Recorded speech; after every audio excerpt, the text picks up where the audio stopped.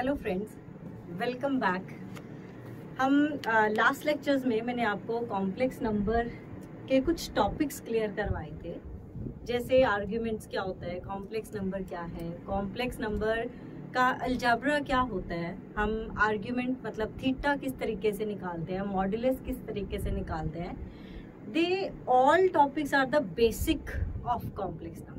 ठीक है, आज हम एक नया एंड वेरी इंटरेस्टिंग टॉपिक करने जा रहे हैं, that is a locus of a complex number. ये एक ऐसा टॉपिक है जो आपको कॉम्प्लेक्स नंबर को कोऑर्डिनेट के साथ जोड़ने में हेल्प करेगा। ठीक है, अब लोकस का मतलब क्या होता है, इसको हम थोड़ा कोऑर्डिनेट के बेस से समझते हैं कि एक 2 डायमेंशनल सिस्टम के अंदर आप देखिए, आपके अब दिमाग में आ रहा होगा कि यार कर कॉम्प्लेक्स नंबर रहे हैं, स्टार्ट हम कोऑर्डिनेट को कर रहे हैं। नहीं, हम कोऑर्डिनेट की इंट्रोडक्शन इसमें डालेंगे, क्योंकि कॉम्प्लेक्स नंबर जो है दैट इज डायरेक्टली और indirectly related to coordinate geometry. क्यों?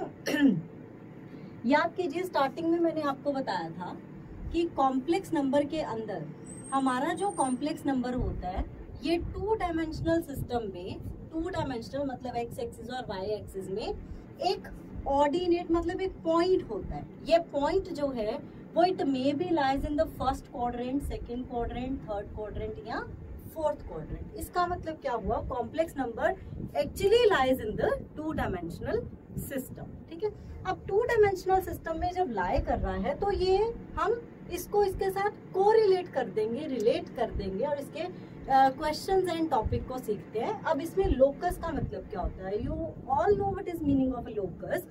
अब इसको थोड़ा डिटेल में सीखते हैं, लोकस का मतलब क्या है। लोकस का मतलब होता है एक पॉइंट।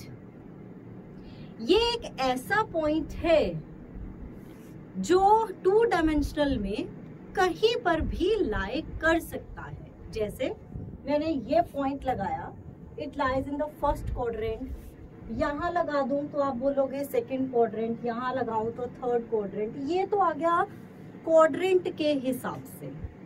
अब हमने सीखना है कि ये 2 डायमेंशनल फिगर्स पर कहाँ लाई करता है। लोकस का मतलब होता है रास्ता, मतलब इसने कौन सा वे अप्लाई किया, हमने अब ये ढूंढना है। मतलब हमारा जो पॉइंट है वो सर्कल के ऊपर चल रहा है, उसने अपना रास्ता स्ट्रेट लाइन चूज किया है, सर्कल चूज किया है, पैराबोला चूज किया है, मतलब पॉइंट यहाँ पर चलना। हम जैसे सपोज करो अब यहाँ से हम दिल्ली जाना शुरू करते हैं तो हम एक वे अप्लाई करते हैं, हम एक रास्ता चूज करते हैं कि हम आज यहाँ से अंबाला वाली रोड से दिल्ली जाएंगे, तो ये हमने एक रास्ता चूज किया। तो यही लोकस है हमारा। अब ये लोकस एक कॉम्प्लेक्स नंबर का लोकस है, मतलब अब जो पॉइंट है that is a complex number. ये 2 डायमेंशनल पर किस रास्ते के थ्रू जा रहा है, रिप्रेजेंट क्या कर रहा है, वो किसको रिप्रेजेंट कर रहा है। पॉइंट जो है वो सर्कल रिप्रेजेंट, मतलब चलता हुआ रिप्रेजेंटेशन जो है वो सर्कल बना देता है, पैराबोला बनाता है, एलिप्स बनाता है या हाइपरबोला बनाता है। अब ये हमने सिस्टम समझना है सबसे पहले। लोकस तो सबको पता है क्या होता है, एक पॉइंट होता है, और अब हमने देखना है वो पॉइंट किस रास्ते पर चल रहा है। अब उसकी हमने रिप्रेजेंटेशन सीखनी है। अब उसको सीखने के लिए हमें सबसे पहले ये जो मैंने आपको अभी 3 वर्ड्स बोले, मैंने स्ट्रेट लाइन बोला, सर्कल बोला, पैराबोला बोला, तो इन सबको सीखने के लिए हमें इनकी इक्वेशंस पता होनी चाहिए कि एक सर्कल की इक्वेशन क्या होती है, स्ट्रेट लाइन की इक्वेशन क्या होती है, पैराबोला, एलिप्स एंड हाइपरबोला की इक्वेशन क्या होती है। तो सबसे पहले हम लोकस के साथ इनकी इक्वेशन सीखते हैं। तो इक्वेशन सीखने के बाद अब जब इसके कॉम्प्लेक्स, अगर ये आप इक्वेशन सबसे पहले सीख लेते हैं, देन जो कॉम्प्लेक्स नंबर में आपको इसके क्वेश्चन दिखेंगे, लोकस के जो क्वेश्चन दिखेंगे, दे आर वेरी इजी अगर ये आपको इक्वेशंस आती हैं तो। अगर नहीं आते तो आप सोचोगे यार ये कहाँ से आया, ये अब ये वाली स्ट्रेट लाइन को या ये वाली इक्वेशन जो लिखी हुई है इसे पैराबोला कैसे बोल दिया। तो हम पहले इनकी पहचान सीखते हैं। तो अब इनकी पहचान के लिए हमारे पास, आपके याद होगा सबको, सबसे पहले हम लेते हैं स्ट्रेट लाइन्स। स्ट्रेट लाइन की इक्वेशन क्या होती है, ax plus by plus c equal to 0। ये स्ट्रेट लाइन होती है, याद है। अब इसको स्ट्रेट लाइन कैसे बोला जाता है, स्ट्रेट लाइन की पहचान होती है कि जो x एंड y होते हैं, मतलब ये लीनियर इक्वेशन नजर आएगी, linear equation in two variable. एक होता है linear equation in one variable, एक होता है linear equation in two variable. अब हमारा टू डायमेंशनल सिस्टम है, इसीलिए टू वेरिएबल्स की बात होगी। x एंड y आपको दो वेरिएबल नजर आ रहे हैं, इसका मतलब this is a linear equation in two variable. तो ये जो हमने लिखी है that is linear equation in two variable, ये हमें फॉर्म क्या करती है, ये एक स्ट्रेट लाइन फॉर्म करती है। जब भी आपको x और y की हाईएस्ट पावर 1 नजर आए और इसमें दो वेरिएबल नजर आए, तो it is a straight line in two dimensional system. तो straight line in two dimensional system की पहचान है linear equation in two variable. ये हुई एक इक्वेशन की पहचान। सेकंड अब हम लेते हैं सर्कल। सर्कल की पहचान क्या होती है? ये सारा circle, parabola, ellipse and hyperbola, ये सेकंड डिग्री इक्वेशन से जो है वो नई तरीके से फॉर्म होते हैं। अब आपके लिए एक नया वर्ड मैंने बोला, second degree equation. Second degree equation क्या होती है? सेकंड डिग्री इक्वेशन होती है, जनरल सेकंड डिग्री इक्वेशन लिखी जाती है। तो general second degree equation, general second degree equation क्या है? अब ध्यान से समझना, बहुत इंपॉर्टेंट है ये, आपको टू डायमेंशनल जब आप कोऑर्डिनेट करोगे तब भी हेल्प करेगा। ये होती है ax² 2hxy by² 2gx 2fy plus c equal to 0. This is a general second degree equation. अब ये जो सेकेंड डिग्री इक्वेशन है, यही सेकेंड डिग्री इक्वेशन सर्कल बनाती है, यही सेकेंड डिग्री इक्वेशन पैराबोला बनाएगी, यही सेकेंड डिग्री इक्वेशन एलिप्स बनाएगी, एंड यही सेकेंड डिग्री इक्वेशन जो है वो हाइपरबोला बनाएगी। अब ये सारी हमारी टू डायमेंशनल की जो फिगर होती है, ये इस सेकेंड डिग्री जनरल इक्वेशन से क्रिएट होती है। अब सेकेंड डिग्री जनरल इक्वेशन से किस तरीके से क्रिएट होती हैं?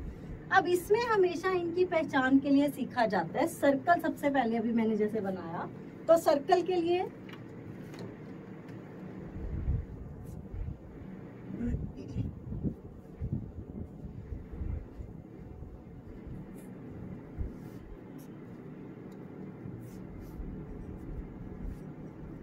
जनरल सर्कल में लिखने जा रही हूँ। जनरल सर्कल होता है x² plus y² plus 2gx plus 2fy plus c equal to 0। और इसे किस तरीके से लिख सकते हैं? इसे लिख सकते हैं x minus a the square y minus b the square is equal to r square. ठीक है, ये होता है सर्कल। अब इस सर्कल में, ये सर्कल आपके लिए काफी फेमिलियर है क्योंकि आपने जैसे 9th-10th में भी थोड़ा सर्कल की इंट्रोडक्शन की होगी। तो ये जो a और b होते हैं, a and b is the centre of the circle, ये सेंटर होता है, एंड जो r होता है that is radius of the circle, right. ये सर्कल आपके लिए फेमिलियर है। अब ये सर्कल जो मैंने सेकेंड डिग्री लिखी है, ये आपके लिए कुछ नया हो जाता है। अब इसकी पहचान क्या है? अब सेकेंड डिग्री के साथ इसे कंपेयर करते हैं। अगर a और b मतलब x² का कोफिशिएंट और y² का कोफिशिएंट अगर दोनों सेम हो जाएं या दोनों 1 हो जाएं, पहचान में अब हम लिखते हैं if coefficient of x² is equal to coefficient of y²। Do you know what is meaning of coefficient? Coefficient का मतलब होता है जो वेरिएबल के साथ कांस्टेंट लगा होता है उसे कोफिशिएंट बोलते हैं। ठीक है, तो coefficient of x² and coefficient of y², यानी कि a अगर b के बराबर हो जाए, पहला पॉइंट सर्कल में ये चीज दिखाई देगी हमेशा। और दूसरा जो सेकेंड डिग्री इक्वेशन है, इसके अंदर ये आपको h नजर आ रहा होगा, और जो h है ये 0 हो जाए, तो ये जो सेकेंड डिग्री इक्वेशन है ये किस फॉर्म में कन्वर्ट हो जाएगी? ये सर्कल में कन्वर्ट हो जाएगी। तो ये देखो, इससे ध्यान से देखो, दोनों को अगर कंपेयर करें, देखिए मैंने ए और बी यहाँ पर खत्म कर दिया। एच 0 होने के कारण ये 0 इंटू समथिंग ये वाला खत्म हो गया, बाकी सारा कुछ लिखा हुआ है। तो इसका मतलब ये देखिए x square plus Y square 2gx 2fy plus c equal to 0, ये हमारी सर्कल है। अब इस सर्कल में तो सबको पता है ये जो ए और बी है that is the centre of the circle and r जो है वो रेडियस ऑफ सर्कल है। अगर ये सर्कल आपको दिया हुआ है, आपको बोला जाए this is the equation of circle and find the centre and the radius of the circle, तो इसका सेंटर और रेडियस का डायरेक्ट रूल क्या होता है? Centre is minus g and minus f. मतलब आप इसके साथ कंपेयर करके यहाँ से जी और एफ की वैल्यू निकालोगे। जी और एफ की value minus g and minus f is centre of the circle and radius का हम डायरेक्ट फॉर्मूला क्या लगाते हैं? Radius is root ji square f square minus c, this is radius of the circle. यहाँ से direct centre circle निकालने का rule है दिस, और यहाँ से डायरेक्ट सेंटर सर्कल निकालने का रूल है दिस। अभी बेटा आपको मैं ये बोल सकते हो कि डायरेक्ट इक्वेशंस लिखवा रही हूँ, ठीक है। अब ये डायरेक्ट इक्वेशंस लिखवाने का रीजन ये है क्योंकि अभी हमें कोऑर्डिनेट की उतनी नॉलेज नहीं है। ये सब कुछ आपकी रेपिटेशन में आएगा जब हम कोऑर्डिनेट ज्योमेट्री डिटेल में करते हैं, तो ये सारे कंसेप्ट और डिटेल में होते हैं। अभी आपको सिर्फ लोकस सिखाने के लिए आपको सिर्फ फेमिलियर करवाया जा रहा है इक्वेशंस के साथ। कौन सी इक्वेशंस के साथ? Circle, straight line. अब मैंने अभी 2 इक्वेशंस आपको बताई हैं, इनकी पहचान सिखाई है कि आपको क्या दिखाई दे कि आप बोल सकते हैं हाँ यार ये सेंटर, मतलब ये सर्कल दिया हुआ है, ये स्ट्रेट लाइन दी हुई है, ये पैराबोला है, एलिप्स है या हाइपरबोला है। तो उसके लिए हमने 2 इक्वेशन अभी सीखी। पहली इक्वेशन स्ट्रेट लाइन की पहचान होती है कि लीनियर इक्वेशन इन 2 वेरिएबल अगर हो जाए तो this is straight line in 2 dimensional geometry, ठीक है। अब सर्कल की पहचान हमने सीखी। सर्कल की पहचान है अगर ऐसी इक्वेशन दिखाई दे, मतलब x square y square 2gx, ये जी और एफ क्या होते हैं? जी एफ भी आपको एक तरह के कांस्टेंट दिखाई देंगे, कुछ भी कांस्टेंट हो सकता है। फॉर एग्जाम्पल मैं आपको एक इक्वेशन लिख के देती हूँ। अगर मैं लिखूं x square plus Y square plus 3x minus 4y plus 6 equal to 0, ये एक सर्कल है। अब इसमें जी और एफ किस तरीके से लिए जाएंगे? अगर मैं इसके साथ कंपेयर करूं तो 2g की वैल्यू है 3, तो g की वैल्यू हो गई 3/2, राइट? इस तरीके से कंपेयर करके निकालनी है। एंड 2f की वैल्यू हो गई -4 और f की वैल्यू कितनी हो गई? -2, क्योंकि यहाँ x के साथ जो कोफिशिएंट है वो है 3, यहाँ x के साथ जो कोफिशिएंट है वो है 2g। तो compare coefficients of x and y। x and y के जब अपन ने कोफिशिएंट्स कंपेयर किए तो x का कोफिशिएंट यहाँ है 2g और यहाँ है 3, तो g की वैल्यू यहाँ से निकल गई 3/2। और जब y को कंपेयर किया तो यहाँ y का कोफिशिएंट हुआ 2f, यहाँ y का कोफिशिएंट है -4, तो 2f इज इक्वल टू -4 और f आ गया -2। और c अगर कंपेयर करें तो c इज इक्वल टू 6। देखिए आपको तीनों इक्वेशंस मिल गई, तो c की वैल्यू आ गई 6। अगर आपको g मिल गया, f मिल गया, तो we know that centre and circle, यहाँ से हम सेंटर एंड सर्कल निकाल सकते हैं। सेंटर और रेडियस ऑफ द सर्कल का हमने डायरेक्ट ये वाला फॉर्मूला लगाते हैं। इसके अलावा भी अनदर रूल होते हैं सेंटर एंड रेडियस निकालने के लिए। अब सेंटर रेडियस निकालने के लिए और बहुत सारे रूल है। क्यों? क्योंकि जो बेटा एक सर्कल होता है ये हमेशा एक फिक्स्ड पॉइंट पे नहीं होता, ये 2 डायमेंशनल में कहीं पर भी लाई कर सकता है। जैसे अब हमने सर्कल बनाया, मान लीजिए मैं सर्कल बनाऊं, ये एक सर्कल मैंने बनाया, ये सर्कल साफ दिखाई दे रहा है जिसका सेंटर ओरिजिन के साथ कोइंसाइड कर गया है ना। तो अगर ओरिजिन के साथ कोइंसाइड कर गया तो देखिए ये सेंटर होता है, सेंटर मतलब 0 0 है। अब इसका तो ये भी 0 हो गया, ये भी 0 हो गया। और रेडियस, ये हो गया रेडियस मान लीजिए मैंने 2 सेंटीमीटर ले लिया, तो रेडियस r की वैल्यू जो है वो 2 स्क्वायर यानी कि 4 हो जाएगी। सेंटर इसका हम इस तरीके से लेंगे, ठीक है बेटे। अब ये जो सर्कल होते हैं हम हमेशा अपनी लोकेशन को 2 डायमेंशन में चेंज करते रहते हैं, तो इसीलिए इनकी इक्वेशंस जो हैं वो चेंज होती हैं। ये अब मैंने जो लिखी है they are general equations of circle. अब जनरल इक्वेशन ऑफ सर्कल का, जैसे मैंने अब ये सर्कल लिख दिया, ठीक है, ये सर्कल ऐसा है जिसका सेंटर एक्स एक्सिस पर है। अगर इसका सेंटर एक्स एक्सिस पर है, इसका मतलब इसका y 0 होगा, साफ पता चल रहा है, और ये इसका रेडियस हो जाएगा। इस तरीके से ये शिफ्ट हो गया। तो ये बहुत सारे सर्कल्स होते हैं, इनको बोला जाता है दे आर शिफ्टेड सर्कल्स। अब शिफ्टेड सर्कल्स हम कंप्लीट सीखते हैं 2 डायमेंशनल के अंदर। अभी जस्ट इनकी इंट्रोडक्शन पर ध्यान दीजिए। तो इंट्रोडक्शन में मैंने आपको जनरल इक्वेशंस 2 सिखाई सर्कल की, एंड अभी वो फॉर्मूला सिखाए जो डायरेक्टली हमें यूज करने हैं, that is centre of circle and radius. अगर ये इक्वेशन हो और अगर ये इक्वेशन हो तो सेंटर एंड रेडियस निकालने का रूल। तो 2 इक्वेशंस के बाद अब तीसरी इक्वेशन की हम फॉर्म सीखते हैं, दैट इज पैराबोला क्या होता है।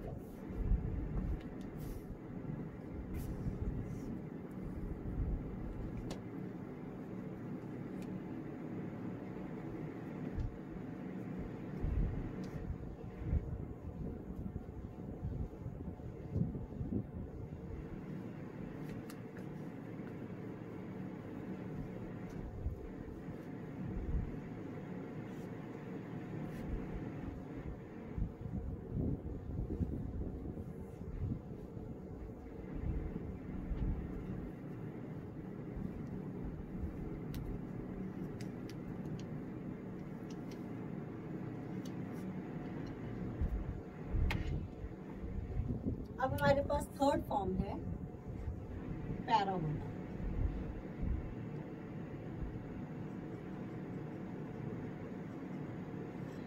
सबने सुना होगा पैराबोलिक शेप। अब इसके एक लाइव एग्जांपल आप सबके घरों में है पैराबोला की। हमारे पास सबके घरों में डिश टीवी लगे हुए हैं, डिश एंटीना, पैराबोलिक शेप होता है। This is a parabola actually.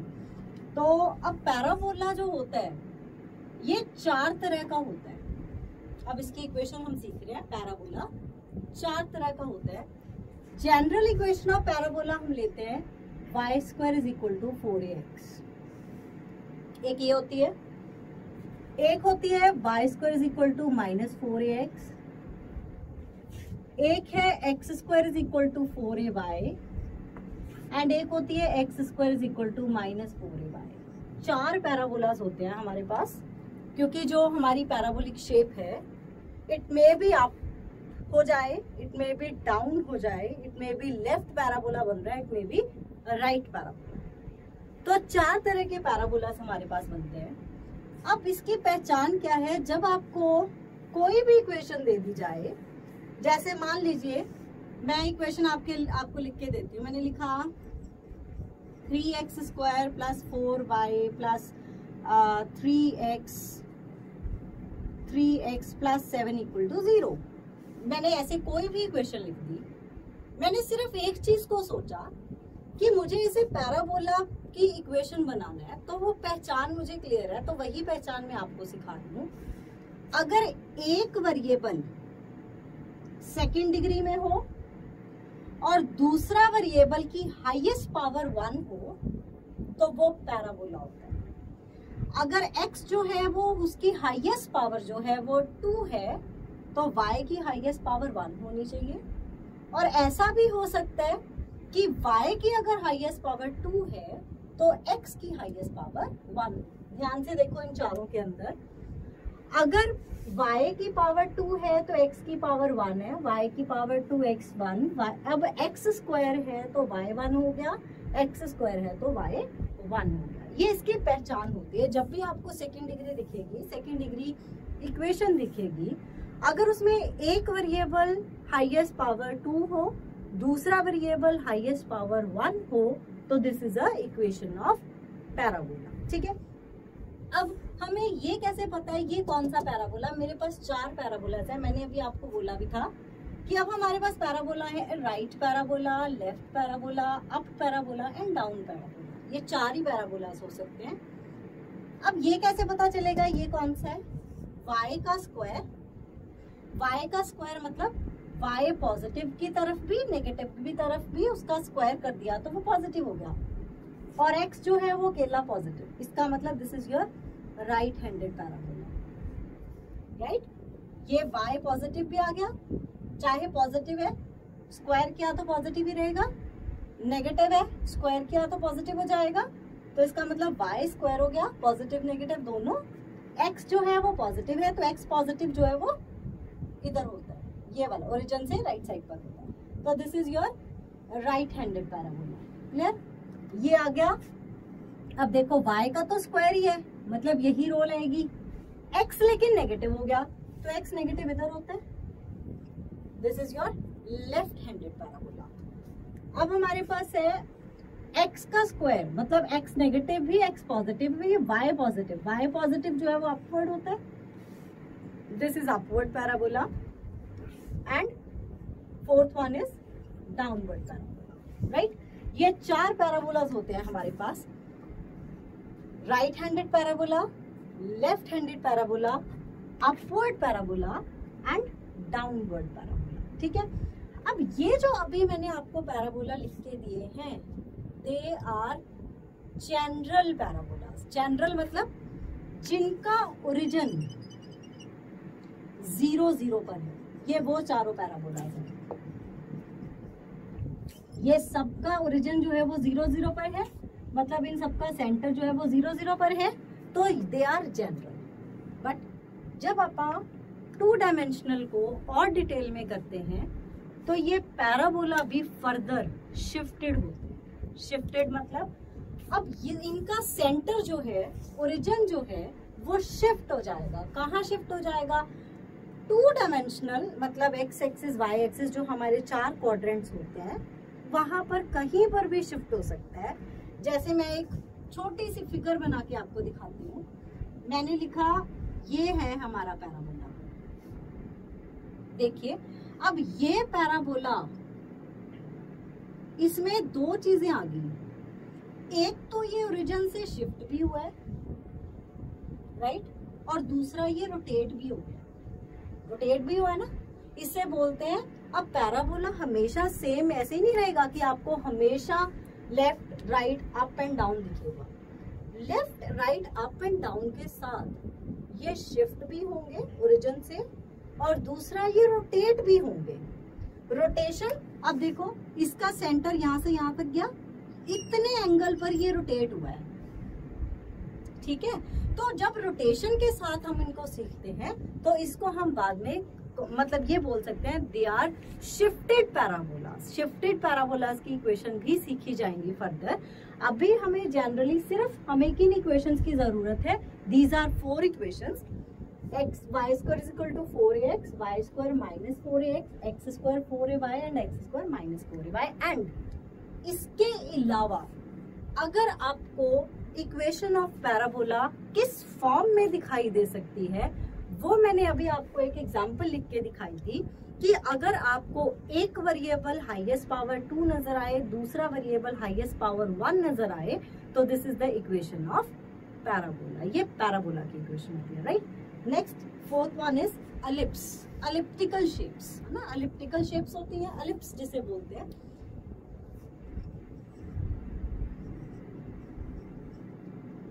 Ellipse, ellipse भी बेटा 2 तरह के होते हैं।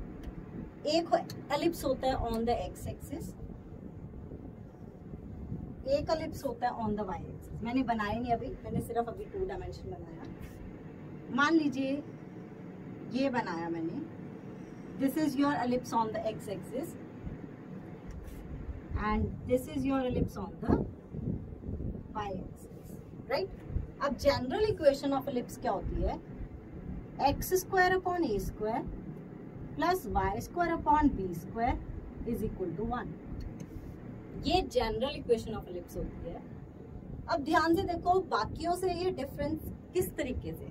अब सर्कल है, सर्कल में एक्स स्क्वायर और वाई स्क्वायर दोनों नजर आते हैं। उसका इससे चेंज किस तरीके से, डिफरेंस क्या है? वहां मैंने आपको बताया था कि कोफिशिएंट ऑफ एक्स स्क्वायर और कोफिशिएंट ऑफ वाई स्क्वायर जो है वो सेम होता है ना।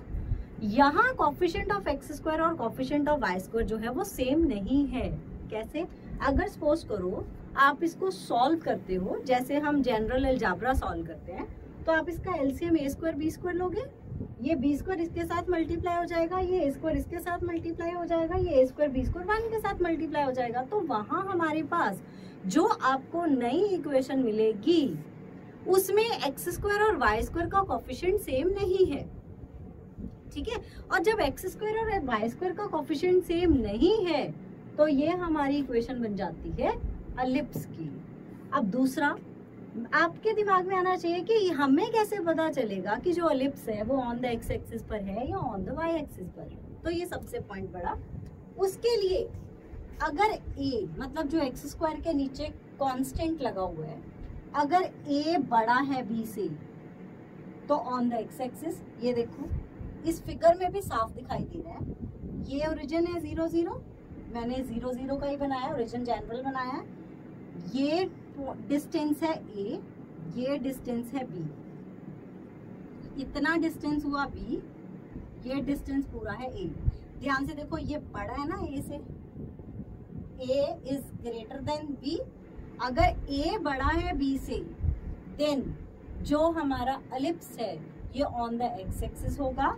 अब इस पर आ जाओ, ये डिस्टेंस हुआ a, ये डिस्टेंस है b, तो ऑब्वियस सी बात है, नजर आ रहा है कि जो a है वो छोटा है b से, स्मॉलर देन b, तो जो एलिप्स होगा ये ऑन द y एक्सिस होगा। तो दो इक्वेशन और हमने अब सीखी। अब दो इक्वेशन और कौन सी सीखी? एलिप्स की। एलिप्स की दो equation on the x axis and on the y axis. X axis का एलिप्स जो है उसमें a बड़ा है b से, a is greater than b, and जो on the y axis ellipse है उसमें a जो है that is smaller than b। अब इसकी पहचान क्या थी कि coefficient of X square and coefficient of y square अगर सेम ना हो तो वो एलिप्स है। और दूसरा, एलिप्स और हाइपरबोला एक ही जैसे दिखाई देते हैं इक्वेशन के अंदर। मैं एक और हाइपरबोला साथ ही लिखती हूँ ताकि आपको डिफरेंस दोनों में क्लियर हो जाए। हाइपरबोला की इक्वेशन होती है x square upon a square minus y square upon b square is equal to 1। क्या डिफरेंस है दोनों के अंदर? एलिप्स में प्लस होता है, हाइपरबोला में माइनस होता है। ये डिफरेंस है दोनों के अंदर। होती बिल्कुल सेम है, दिखाई सेम देती हैं, सिर्फ जब हम इक्वेशन बनाते हैं तो अगर बीच में प्लस आ गया तो this is equation of ellipse, and अगर बीच में माइनस आ गया तो this is equation of hyperbola. अब ये ऐसा क्यों होता है? क्योंकि देखिए एलिप्स जो है वो सारी तरफ से जुड़ा हुआ है ना, तो इसीलिए बीच में प्लस, प्लस का मतलब ये जुड़ा हुआ है। और मैं हाइपरबोला की इक्वेशन फिगर बनाती हूँ। ये हाइपरबोला, हाइपरबोला दो पार्ट में डिवाइड हो गया, ब्रेक हो गया, माइनस के कारण ये ब्रेक हो गया, टूट गया है, ठीक है। तो इसका मतलब दिस इज हाइपरबोला। हाइपरबोला भी दो तरह के होते हैं बेटा, एक होता है ऑन द एक्स एक्सिस, एक होता है ऑन द वाई एक्सिस।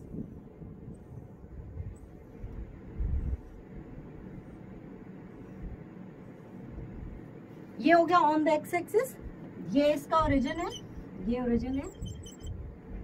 तो अब ये पॉइंट है दोनों का, ठीक है। तो अब इसमें इस केस में फिर वही सेम बात, अगर a बड़ा है b से तो जो हाइपरबोला बनेगा वो x एक्सिस का बनेगा, और अगर a छोटा है b से तो जो हाइपरबोला बनेगा वो y एक्सिस का बनेगा, ठीक है। These are general equations of two dimensional equations. हमने कौन सी सीखी टू डायमेंशनल इक्वेशंस?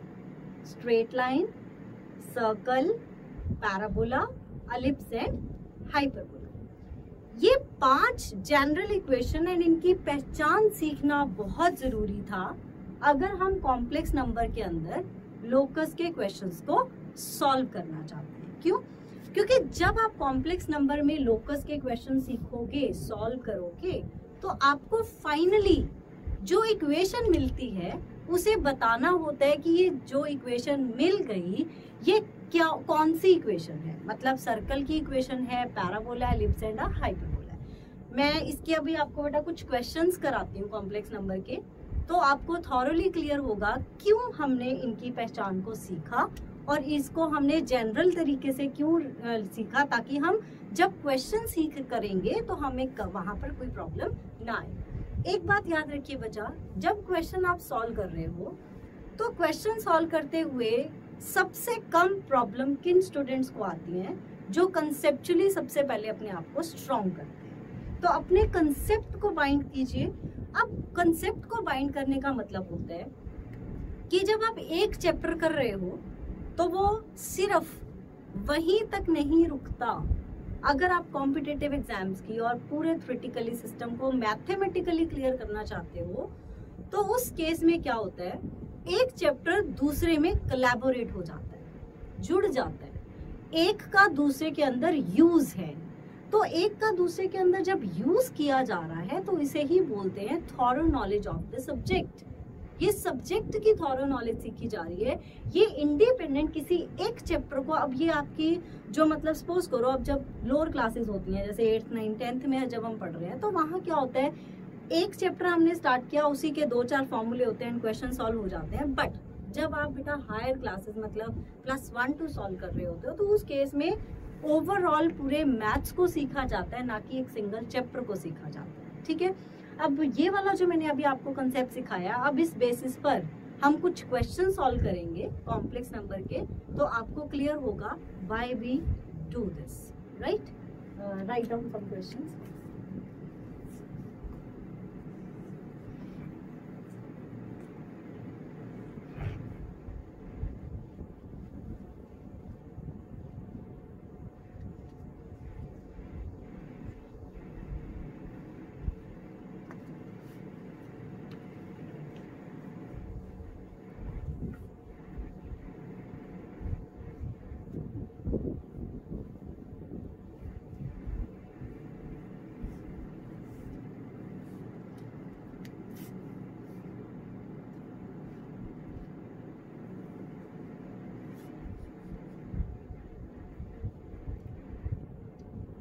क्वेश्चन लिखिए बच्चे। Question is show that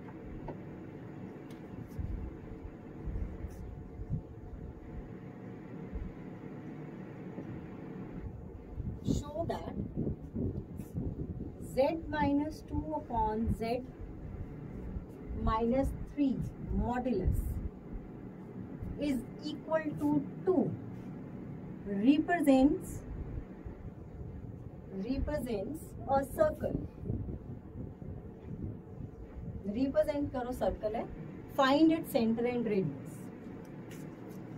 find its centre and radius also. ठीक है, अब देखिए, अब ये तो चलो मॉड्यूलस का केस है। अब z क्या है? z एक कॉम्प्लेक्स नंबर है। अब z एक कॉम्प्लेक्स नंबर है, हमें नहीं दिया हुआ, इसका मतलब कहीं पर भी अगर हमें अपनी तरफ से कॉम्प्लेक्स नंबर लेना होता है तो हम हमेशा क्या मान के चलते हैं, let z be any complex number that is x plus iota y। We know that, क्योंकि ये हमारा एक जनरल कॉम्प्लेक्स नंबर होता है। और जब आप 2 डायमेंशनल के साथ हम ले रहे हैं, हमें x एंड y 2 वेरिएबल्स लेने हैं, तो इसलिए हम हमेशा अपनी तरफ से जब कॉम्प्लेक्स नंबर लेते हैं तो वो कौन सा लिया जाता है, x प्लस आयोटा y। ठीक है, अब हमें क्वेश्चन है, शो करो कि अगर कॉम्प्लेक्स नंबर में 2 माइनस कर दो और कॉम्प्लेक्स नंबर में 3 माइनस करके डिवाइड करके जो कॉम्प्लेक्स नंबर मिला उसका मॉड्यूलस जो है अगर वो 2 के बराबर हो जाए तो ये जो नई इक्वेशन आपको मिलेगी वो रिप्रेजेंट करेगी सर्कल को। हमें ये शो करना। अब यहाँ हम कॉम्प्लेक्स नंबर के मॉड्यूलस की प्रॉपर्टीज अप्लाई करेंगे, क्योंकि याद रखिए बेटा, हमेशा जो क्वेश्चन सॉल्व हो रहा है उसके अंदर रूल्स हर एक स्टेप में अपने लगे। जैसे यहाँ 2 तरीके से क्वेश्चन सॉल्व होगा। एक तो एक बच्चा इसे इस तरीके से सॉल्व करेगा, कॉम्प्लेक्स नंबर में 2 माइनस कॉम्प्लेक्स नंबर में 3 माइनस डिवाइड करके एक इक्वेशन बनाएगा एंड मॉड्यूलस सॉल्व करेगा। This is wrong method. ऐसे नहीं करना। हमें राइट वे कौन सा लगाना है, मॉड्यूलस दिखा है तो मॉड्यूलस की प्रॉपर्टी सोचो, आर्ग्यूमेंट दिखाई दे तो आर्ग्यूमेंट की प्रॉपर्टी सोचो, क्योंकि प्रॉपर्टीज लगाने के बाद दे आर इजीएस्ट एंड अगर प्रॉपर्टीज नहीं लगाते हो तो कैलकुलेशन ही इतनी ज्यादा हो जाएगी, वहां उलझ जाओगे, आपको लगेगा इतने बड़े बड़े क्वेश्चन होते हैं।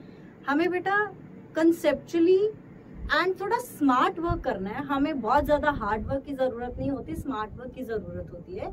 वहां हमें रूल्स के साथ चलना है। तो रूल्स अगर आपको याद है, आपको लगाने आते हैं, तो they are very easy. For example अब इस पे लगाया जाता है, हमारे पास कॉम्प्लेक्स नंबर है x plus iota y minus 2 upon x plus iota y minus 3 modulus is equal to 2।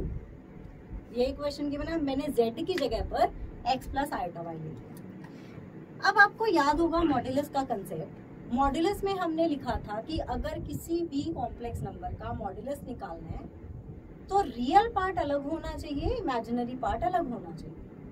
अब ये भी रियल है, ये भी रियल है, ये इमेजिनरी है क्योंकि आयोटा लगा हुआ है। इसका मतलब हम इसका रियल पार्ट अलग कर देंगे, इमेजिनरी पार्ट अलग कर देंगे, इसमें भी रियल पार्ट अलग कर देंगे, इमेजिनरी पार्ट अलग कर देंगे। एंड दूसरा, एक ही स्टेप पर मैं दूसरा लगाती हूँ।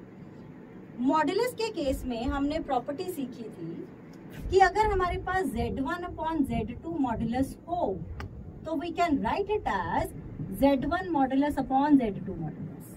लिख सकते हैं, हम दोनों को इंडिपेंडेंटली मॉडुलस इसका सॉल्व कर सकते हैं। ये चारों अलजेब्रा में अप्लाई होता है। दो कॉम्प्लेक्स नंबर के बीच में एडिशन हो, सब्ट्रैक्शन हो, मल्टीप्लिकेशन हो या डिवीजन हो, तो हम सबका कॉम्प्लेक्स नंबर अलग अलग मॉडुलस सॉल्व कर सकते हैं। तो इसका मॉडुलस अलग कर देते हैं, इसका मॉडुलस अलग कर देते हैं, is equal to 2।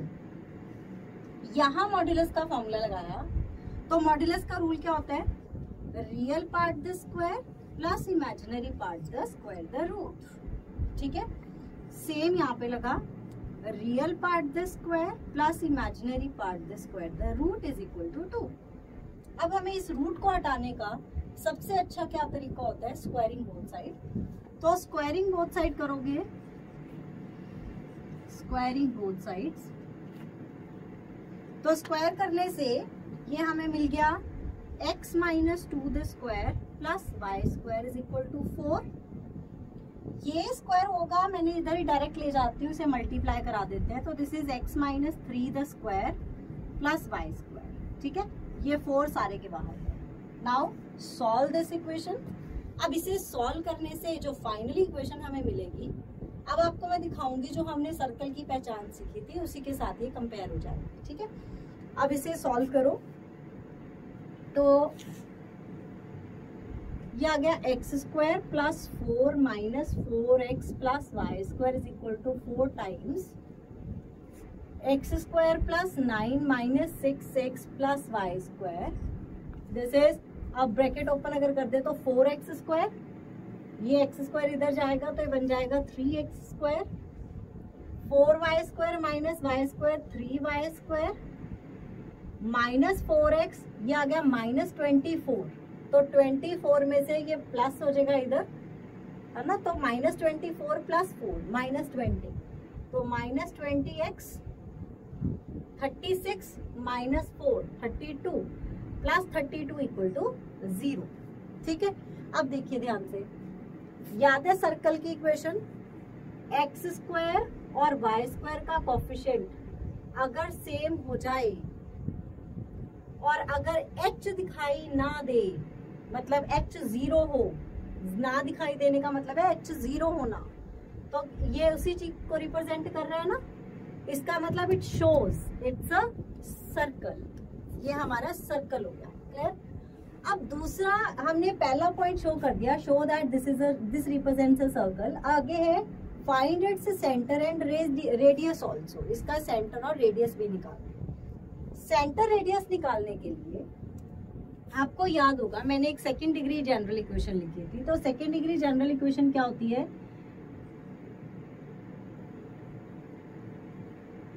X square plus Y square plus 2gx plus 2fy plus c equal to 0। ये सर्कल की सेकेंड डिग्री इक्वेशन होती है ना, सर्कल की इक्वेशन है इन जनरल में।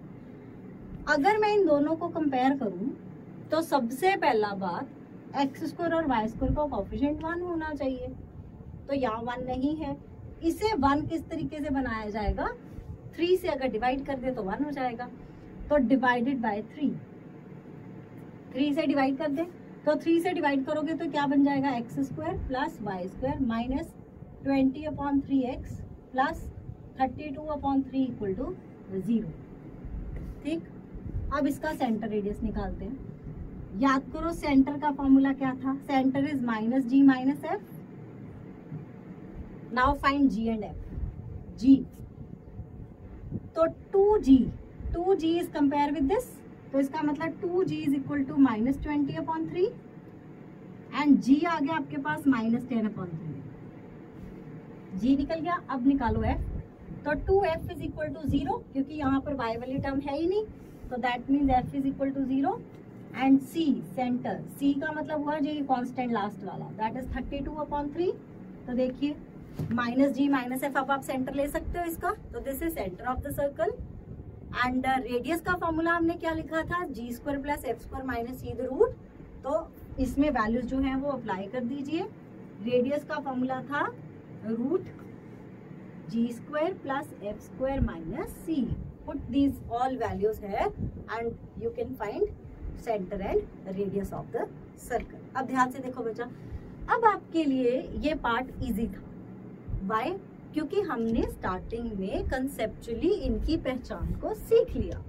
अगर हमने स्टार्टिंग में इनकी पहचान ना सीखी होती तो यहाँ तक तो चलो ठीक है आप सॉल्व कर देते, बट आपके लिए ये पार्ट जो है वो डिफिकल्ट हो जाता है। वहां पे आपको ये सोचना पड़ता कि यार अब ये क्या है, मतलब कौन सी इक्वेशन है, we don't know about the equation, and वहां पे आपकी कंफ्यूजन्स जो है वो क्रिएट होना शुरू हो जाती है। तो conceptually and step by step चलिए ताकि आपको लॉजिकली समझ आए एंड लॉजिकली आप क्वेश्चंस को सॉल्व करें, right. This is first question of locus of and representation of locus. ये रिप्रेजेंट किससे करता है, तो ये रिप्रेजेंट कर रहा है circle, right. Now come to the second question.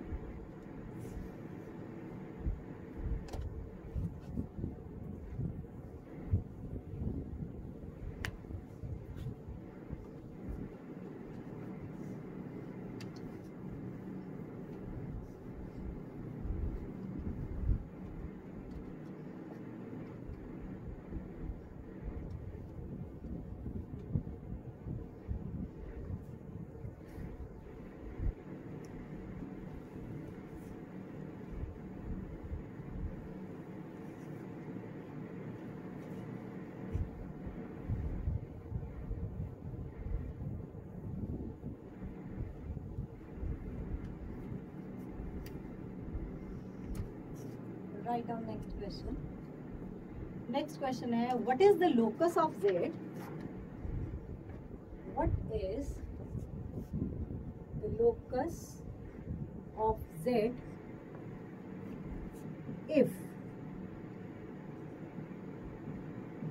amplitude of z minus 2 minus 3 iota is pi by 4? Question समझिए। सबसे पहले क्वेश्चन है what is the locus of Z. Z का लोकस क्या होगा, मतलब वो किस रास्ते पर चल रहा होगा कॉम्प्लेक्स नंबर, अगर उसका जो एम्पलीट्यूड यानी कि जो थीटा है वो इसका पाई बाय 4 हो। मतलब अगर 45 डिग्री के हिसाब से चल रहा है तो तब कॉम्प्लेक्स नंबर जो है, ये वाला कॉम्प्लेक्स नंबर जो है, ये किस रास्ते पर चल रहा है। This is the meaning of the question, right. अब सबसे पहले आपको ये पता होना चाहिए एम्पलीट्यूड क्या होता है एंड एम्पलीट्यूड सॉल्व किस तरीके से किया जाता है। ये हम ऑलरेडी डिस्कस कर चुके हैं। आपको याद होगा I think so third topic में, थर्ड लेक्चर में मैंने आपको डिस्कस किया था आर्ग्यूमेंट निकालना, थीटा निकालना। एंड थीटा जो हम आर्ग्यूमेंट निकाल रहे हैं, आर्ग्यूमेंट का दूसरा नाम होता है एम्पलीट्यूड। वहां मैंने लिखा था ये पॉइंट कि आपको अगर थीटा निकालना आ जाए, आर्ग्यूमेंट निकालना आ जाए, एम्पलीट्यूड निकालना आ जाए तो आपने कंसेप्ट लगाना। एम्पलीट्यूड हमने किस तरीके से निकाला था, वी नो दैट कि फर्स्ट क्वाड्रेंट में कॉम्प्लेक्स नंबर, सेकेंड, थर्ड या फोर्थ क्वाड्रेंट में कॉम्प्लेक्स नंबर हो सकता है। तो फर्स्ट क्वाड्रेंट में है, मान लीजिए यहाँ पर कॉम्प्लेक्स नंबर है ये, तो कितना रोटेट हुआ, थीटा इसने कितना बनाया, एंगल कितना बनाया, दैट इज एम्पलीट्यूड। इसके लिए हमने फॉर्मूला लिया था tangent theta is equal to imaginary part upon real part. याद है, एक तो ये था, या दूसरा मैंने लिखा था theta is equal to tangent inverse imaginary part upon real part, modulus, है ना। तो ये हमारा थीटा निकालने का रूल था। अब इसमें हमने first, second, third and fourth quadrant के हिसाब से लिखा था। अगर कॉम्प्लेक्स नंबर फर्स्ट क्वाड्रेंट में है तो जो थीटा आया यही एम्पलीट्यूड है, amplitude of Z is theta first quadrant का। अगर सेकंड क्वाड्रेंट में है तो एम्पलीट्यूड ऑफ जेड क्या होता है, pi minus theta, 180 minus second quadrant. और अगर थर्ड क्वाड्रेंट में है तो एम्पलीट्यूड ऑफ जेड क्या होता है, माइनस पाई प्लस थीटा। और अगर फोर्थ क्वाड्रेंट में हो तो एम्पलीट्यूड का हम फॉर्मूला लेते हैं माइनस थीटा। ये सबको याद होगा, ये हमने ऑलरेडी डिस्कस किया हुआ है। अब इसको इसके क्वेश्चन के बीच में लगाएंगे।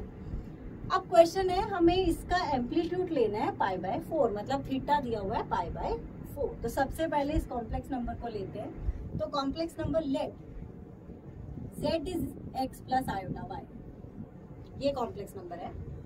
तो यूज किया इसे, तो ये आ गया x plus iota y minus 2 minus 3 iota.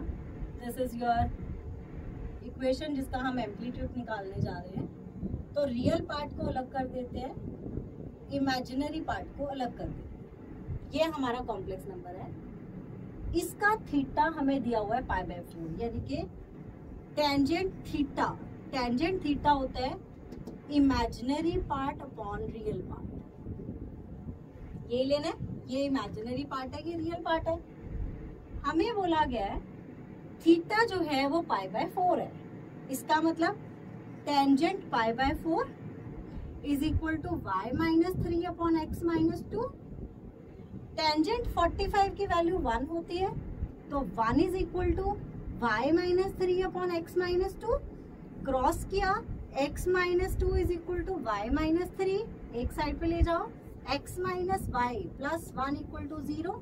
तो ये क्या दिखाई दे रहा है, this is a straight line. We know that because of x और y दोनों की highest power 1। This is a linear equation in 2 variable. और जो लीनियर इक्वेशन इन 2 वेरिएबल होती है ये किसे रिप्रेजेंट करती है, ये स्ट्रेट लाइन को रिप्रेजेंट करती है। तो it represents a straight line. मतलब अब क्वेश्चन में आपसे पूछा था what is the locus of z, तो आप बोलोगे locus of z is a straight line. ये स्ट्रेट लाइन, इसका लोकस जो है वो straight line, right. Write down next question. Next is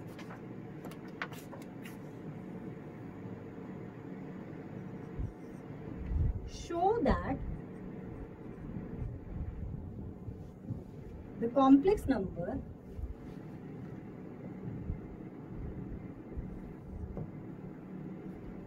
z satisfying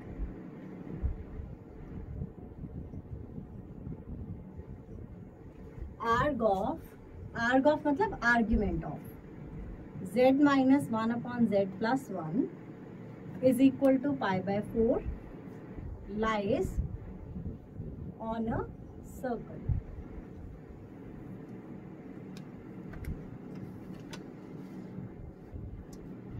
अब देखो सेम टाइप ऑफ क्वेश्चन, थोड़ा कैलकुलेशन का फर्क है इसीलिए इस क्वेश्चन को लिखा गया है। क्वेश्चन है शो करो कि एक कॉम्प्लेक्स नंबर है z, अगर उस कॉम्प्लेक्स नंबर में 1 माइनस 1 प्लस करके डिवाइड करके उस जो कॉम्प्लेक्स नंबर मिलेगा अगर उसका आर्ग्यूमेंट निकाला जाए और वो पाई बाय 4 के बराबर हो तो वो रिप्रेजेंट करेगा सर्कल को। ठीक है, अब इसके लिए हम सबसे पहले क्या करेंगे, let your complex number z is x plus iota y। सबसे पहले हमें ये निकालना है, फिर उसका आर्ग्यूमेंट, क्योंकि आपको याद होगा हमने स्टार्टिंग में जो कंसेप्ट सीखा था कि किसी भी कॉम्प्लेक्स नंबर का मॉड्यूलस निकालना है, आर्ग्यूमेंट निकालना है, एम्पलीट्यूड निकालना है, ऐड करना है, इनवर्स निकालना है तो सबसे पहले वो कॉम्प्लेक्स नंबर होना चाहिए। ये बात सीखी थी, तो वही हम करने जा रहे हैं। हमें इसका आर्ग्यूमेंट लेना है तो पहले ये कॉम्प्लेक्स नंबर होना चाहिए। क्लियर? अब इसे कॉम्प्लेक्स नंबर की फॉर्म बनाना है हमें। हमने z को ले लिया, let x plus iota y, तो x plus iota y minus 1 upon x plus iota y plus 1। Solve it. Real part अलग कर देते हैं, इमेजिनरी पार्ट अलग कर देते हैं। तो ये बन गया, this is x minus 1 plus iota y and this is x plus 1 plus iota y। How we solve it? Rationalise. तो रैशनलाइज करेंगे तो ये बन जाएगा x plus 1 minus iota y, x plus 1 minus iota y। ठीक है, rationalise किया। अब रैशनलाइज करने के बाद नाउ वी सॉल्व दिस। इसको इससे मल्टीप्लाई, जैसे जिस तरीके से अलजेब्रा में ओपन करते हैं, तो ये बन गया x minus 1 x plus 1। Formula a minus b a plus b, that is a square minus b square. ठीक है, पहले ये इससे मल्टीप्लाई हुआ, अब ये इससे मल्टीप्लाई होगा, minus iota y into x minus 1 plus, अब ये इससे मल्टीप्लाई होगा, iota y into x plus 1, अब ये इससे मल्टीप्लाई होगा, minus iota square y square. अब आयोटा स्क्वायर की वैल्यू कितनी हो गई? माइनस 1, इसकी वैल्यू माइनस 1 यूज करते हैं, ये प्लस हो जाएगा upon a plus b a minus b, that is a square minus b square. ठीक है, फिर से आयोटा स्क्वायर की वैल्यू ली, that is minus minus plus हो जाएगा प्लस 1। क्लियर? अब ये भी पार्ट रियल है, ये भी रियल है, इन दोनों को इकट्ठा कर लेते हैं। एक्स स्क्वायर माइनस 1, या इसको ऐसे लिख सकते हो x square plus Y square minus 1। ये हो गया आपका रियल पार्ट। इन दोनों में से आयोटा बाहर निकाल देते हैं, प्लस आयोटा अंदर है क्या आपके पास? ये माइनस भी मैंने अंदर ले जाऊंगी क्योंकि मैंने प्लस आयोटा बाहर निकाला है। तो ये बन जाएगा minus x y plus y plus x y plus y. ठीक है, ये x Y cancel, right?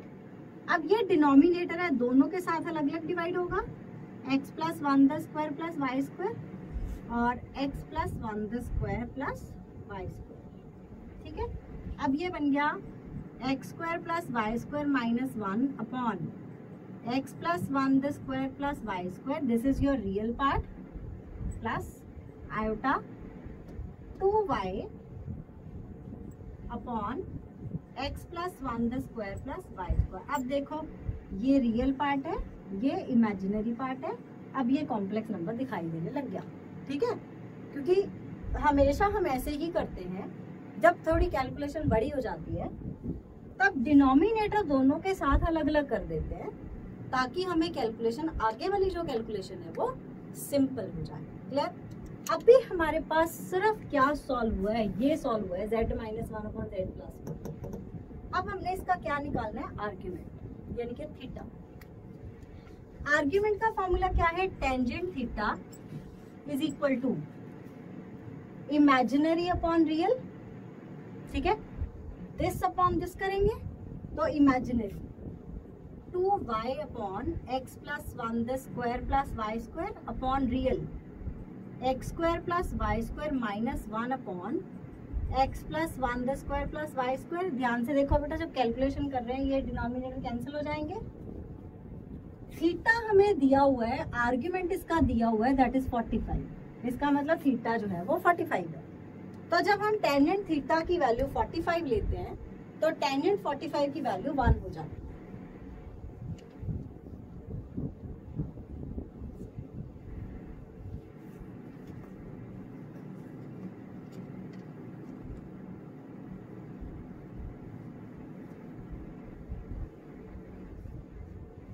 Forty five की वैल्यू 1 ली तो ये बन गया 1 is equal to 2y upon x square plus Y square minus 1। Now cross multiply, this is x square plus Y square minus 1 is equal to 2y this is x square plus Y square minus 2y minus 1 equal to 0। ध्यान से देखो ये क्या दिखाई दे रहा है, this is a circle. How it is, x square y square का कोफिशिएंट सेम हो गया, एक्स स्क्वायर वाई स्क्वायर का कोफिशिएंट सेम हो गया, तो इट रिप्रेजेंट्स अ सर्कल। तो यही हमारा क्वेश्चन था कि शो करो कि z कॉम्प्लेक्स नंबर अगर इसे सेटिस्फाई करे तो वो लाई करेगा सर्कल के ऊपर। तो यही इसका लोकस था। ठीक है बेटा, अब ये क्वेश्चन जो है ये बेटा बहुत ज्यादा डिफिकल्ट नहीं होते, they all are solved on the basis of your previous concept of complex number. Like मैंने कुछ कंसेप्ट बीच में लगाए, मैंने आर्ग्यूमेंट का कंसेप्ट लगाया, मॉडुलस का कंसेप्ट लगाया, रैशनलाइज करना कॉम्प्लेक्स लगाया, एंड यहाँ पर और कौन सा एक कॉम्प्लेक्स नंबर का मैंने लगाया था जिसमें हमने स्टार्टिंग में लिखा था कि make the form of complex number, form complex number की फॉर्म में चेंज करो। तो वो कॉम्प्लेक्स नंबर की फॉर्म में कन्वर्ट किया यहाँ हमने, है ना। तो ध्यान से देखो, मैंने क्वेश्चन अभी आपको 3 ही करवाए हैं, बट हमने आज कंसेप्ट कितने रिवाइज किए बीच में, 3 क्वेश्चंस के बीच में। सबसे पहला हमने जो सीखा वो सारा सीखा कि एक लोकस क्या होता है and representation of all the figures. ठीक है, दूसरा हमने सीखा जब क्वेश्चन सॉल्व करते हुए कि इसमें कॉम्प्लेक्स नंबर के ये कंसेप्ट, आर्ग्यूमेंट किस तरीके से लेना है, मॉडुलस किस तरीके से लेना है, रैशनलाइज किस तरीके से कर लेना है, कॉम्प्लेक्स नंबर की फॉर्म किस तरीके से बनानी है, आर्ग्यूमेंट की 4 क्वाड्रेंट्स में फॉर्मूला किस तरीके से लगाया जाता है, एंड ये सारा हमने इन 3-4 क्वेश्चंस के अंदर सारा रिवाइज किया एंड ये सारा यूज किया किन क्वेश्चंस को सॉल्व करने के लिए, लोकस के क्वेश्चंस को सॉल्व करने के लिए। इसका मतलब अब mix of all the concept is a maths जिसे बोलते हैं। हमारा कॉम्प्लेक्स नंबर, आप ये मत सोचिए एक सिर्फ कॉम्प्लेक्स नंबर चल रहा है, अब ये सोच सकते हो कि स्टार्टिंग में जो हम कॉम्प्लेक्स नंबर करते हैं दैट इज वेरी इजी कि ऐड सब्ट्रैक्ट करते रहना and so on. Now main part जो है वो अब स्टार्ट होता है, 3-4 लेक्चर्स के बाद ही स्टार्ट होता है हमेशा। तो अब इसे आगे आप फर्दर सॉल्व कीजिए एंड आज मैं इतना ही आपको करवाऊंगी। अगले पार्ट में हम अगला कंसेप्ट सीखेंगे। आप इन क्वेश्चंस की फॉर्म को और रिवाइज कीजिए, आपकी बुक में जितने आपको क्वेश्चन इस फॉर्म में मिले, revise all that concept and hope you enjoyed the lecture and हम नेक्स्ट लेक्चर में फिर मिलते हैं।